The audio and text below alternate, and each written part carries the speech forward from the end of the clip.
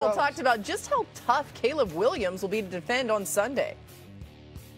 You know, he's one of the more difficult quarterbacks in the league to get on the ground, even when you get to him. We've seen that firsthand. There's no mistaking what Caleb can do.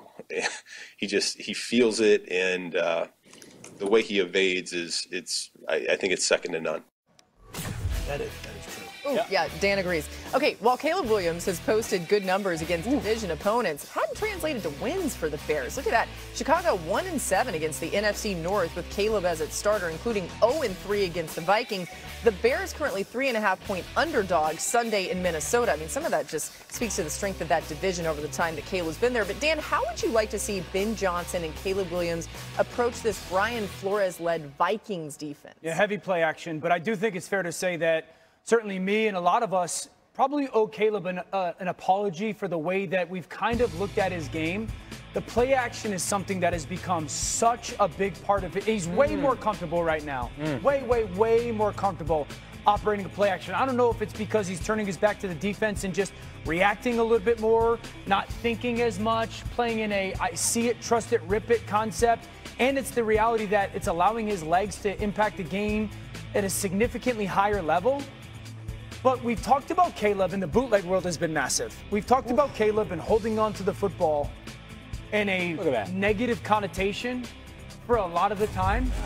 And I think the way that I've watched him over the past couple weeks, and it hasn't been perfect all the time, and even the Ravens game, you're like, you're stuck at times. I think him holding on to the football, I've gotten to the point where it's actually like covering up for so many deficiencies still. He had like 85 yards last week of hidden yards that would have been sacks if not for evading and whatnot.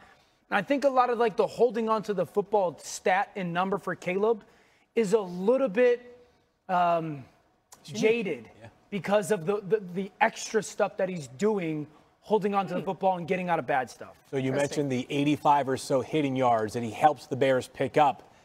His teammates probably could have helped him to like another 185. They can just hold on to the football, man. This is like, it was cold. Close.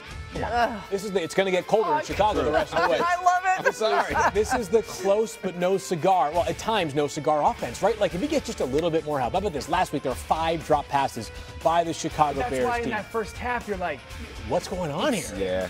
There's moments when you're like, and there's moments it looks the right way. So I think what this tells me is it forecasts that this offense has a chance to just go to the moon at some point. If they can just clean up some of the miscues with the way the offensive line is playing right now, just dominance for really across the entire, and they're holding up well enough in the pass protection game. Obviously, Caleb's helping them out in a major way as well. They're so close to clicking. This is a game that if they could beat the Vikings, I get it, they're 4-5, but Brian Flores is on the short list for best defensive minds in football.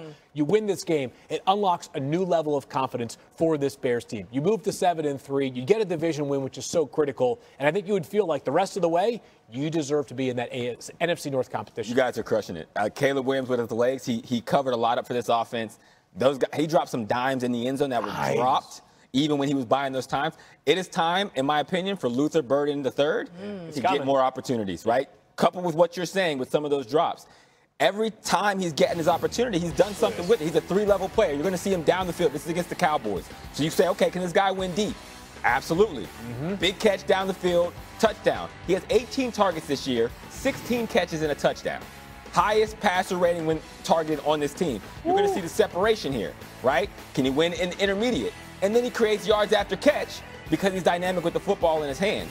Lastly, can he be clutch? On that winning drive last week, he has a stop route at the bottom. Look at the separation he creates, but then also pushing his way upfield for more yards. And he's tough. He's a young player. But before the season, Mina reached out, and she was talking about Luther Burden, saying, I think this guy is going to take over some of these mainstays early. I think it's time for him to get his opportunity because it pluses up that receiving game. I just think this offense should be such a play-action heavy offense because even their drop-back game, I think the drop-back game, that's when my notes are like, meh, it's not on time or it's not in rhythm. A guy doesn't have a ton of separation.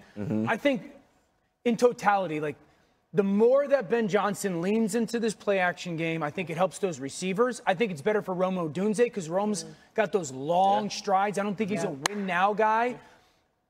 The better this offense is going to play, the more that it's more of a reaction offense rather than a thinking offense.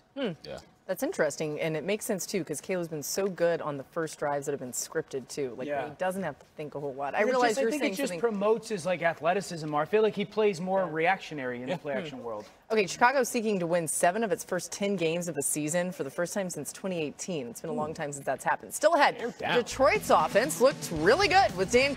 Welcome back to NFL Live. Now time for flag football, where the Cowboys held their regional tournament for 36 teams. The NS Elite Vipers with a clean sweep, winning the 10U, 12U, and 14U girls divisions. Their coach has been to the NFL Flag Championships the past 4 years. So up next, the Bucks and Chargers in 2 weekends. They're going to be holding their tournaments. To find a league near you, visit NFLflag.com. And now let's stay on those Chargers for Wide Out Wednesday. Hawk, take it away. That's right. It is Wide Out Wednesday. No Dan today, because apparently there was a theft in the wide receiver Louvre. And everybody at ESPN Studios believes Orlovsky is the culprit. But we're here. Improve it, remove it, Louvre it. 1 player, 3 plays, 1 to get better at, 1 aspect to remove completely from our game, and 1 that is such a work of art that we're going to hang it in the Louvre. That's right. We're talking about Ladd McConkey, one of my favorite slot receivers in the National Football League. He has every aspect that you need: speed, quickness, hands, feel, smarts, and everything in between.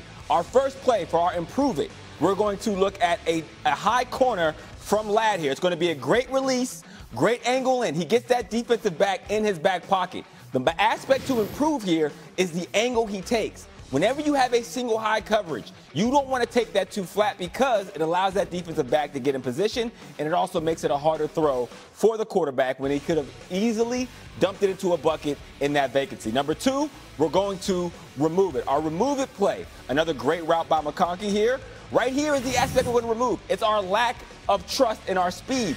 You run a 4.39 at the combine. That means if every NFL player is chasing you, there's a 99% chance none of them will catch you in the amount of yards you have left before you get to the end zone. Trust it, and it becomes a touchdown. Lastly, we're going with our Louvre, a work of art. This is what we're going to have. It's called a quick seam. Single high coverage, so the defensive back is going to be outside leverage. Great job by Ladd here to wide release, and at the top of the route, instead of trying to beat it with speed, he hits him with the 1-2-2 to create the separation. Great catch, great finish, touchdown. Ladd, welcome to the Louvre. Let's go. Hang it. Hang it. All right, we got some space here now. Dan's theft created space. That's the positive part of the theft, that we have space to add Ladd McConkey, a receiver Dan has been begging for since week 1. So, Ladd, welcome to the Louvre, my friend. I love it. A second-year slot? One of the best, man.